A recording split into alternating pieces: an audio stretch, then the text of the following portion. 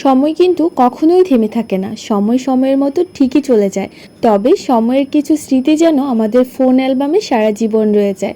আপনি যখন ফোনের গ্যালারিটা স্ক্রল করতে যাবেন তখন দেখবেন অনেক সময় আপনার সেই পুরনো স্মৃতিগুলো সামনে চলে আসবে। আর সেই ছবি বা ভিডিও দেখলে কিন্তু আপনার পুরনো অনেক স্মৃতি মনে পড়ে যাবে। পুরনো স্মৃতিগুলো অনেক সময় অনেক বেশি আনন্দ দিলেও কিছু কিছু মুহূর্তে কিন্তু অজান্তেই চোখ ভিজিয়ে দেয়। আজকে যখন আমি ফোনের গ্যালারিটা স্ক্রল করছিলাম ঠিক তখনই অনেক বছর আগে করা এই ভিডিওগুলো আমার চোখের সামনে চলে আসে। আর ভিডিওগুলো দেখার পরে নিজের অজান্তেই কেন যেন চোখ দিয়ে পানি চলে আসছে। আর কেনই বা এই ভিডিওগুলো দেখার পরে অজান্তেই চোখে পানি চলে এসেছে সেই কথাগুলি আজকে আপনাদের সাথে শেয়ার করব। Hey friend, welcome back to my another blog. এই যে ভিডিওটা, এটা কিন্তু প্রায় 3 থেকে 4 বছর আগে ভিডিও করা। দিনটা ছিল 24শে ডিসেম্বর 2023। বিগত 3 বছর আগের করা এই ভিডিওটা। সেদিন ছিল আমার একমাত্র ছোট ভাইয়ের বার্থডে। তাই আমি আর আমার হাজবেন্ড যাচ্ছি বাড়িতে তার বার্থডে সেলিব্রেট করার জন্য। যেহেতু তার বার্থডে তাই আমরা কিছু মিষ্টি নিচ্ছিলাম।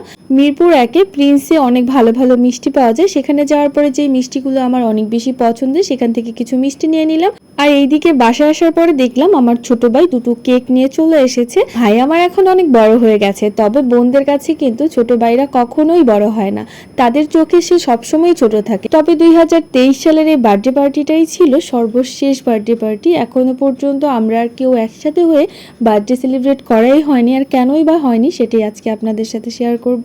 এইদিকে দেখতেই পাচ্ছেন আম্মু কিন্তু চুলায় বিরিয়ানি রান্না করতে বসিয়ে দিয়েছে। বিরিয়ানি রান্না হয়ে গেলে আমরা সবকিছু পরিবেশন করে কেক কাটতে বসে যাব। এবার আপনাদের সাথে শেয়ার করি কেনই বা এই ভিডিওগুলো দেখার পরে এত বেশি খারাপ লাগছিল। ছোট ভাইয়ের বার্থডের দিন আমি আর আমার হাজবেন্ড গিয়েছিলাম। বড় বোন আসছে, ছোট বোন আসছে। বড় বোনের হাজবেন্ড তো বাইরেই থাকে তাই সে আসতে পারেনি, তবে পাশে ছিল ছোট বোনের হাজবেন্ড। তাকে আসতে বললাম, সে কিছুটা অসুস্থ ছিল। বলল অসুস্থ অবস্থায় আমি যাব, সেখানে যাওয়াটা কেমন দেখায়।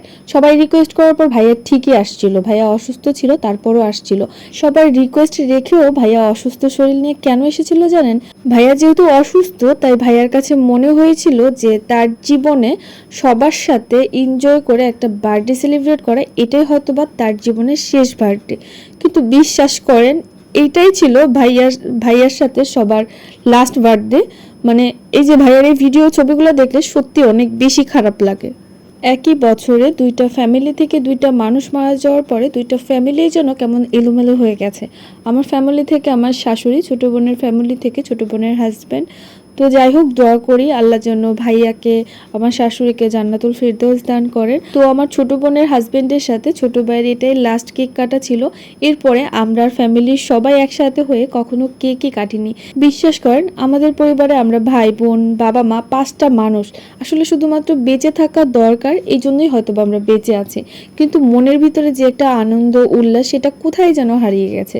আমরা এখন আর চাইলেও সেভাবে মন খুলে হাসতে পারি না, গল্প করতে পারি না, সবকিছু কেমন যেন হয়ে গেছে।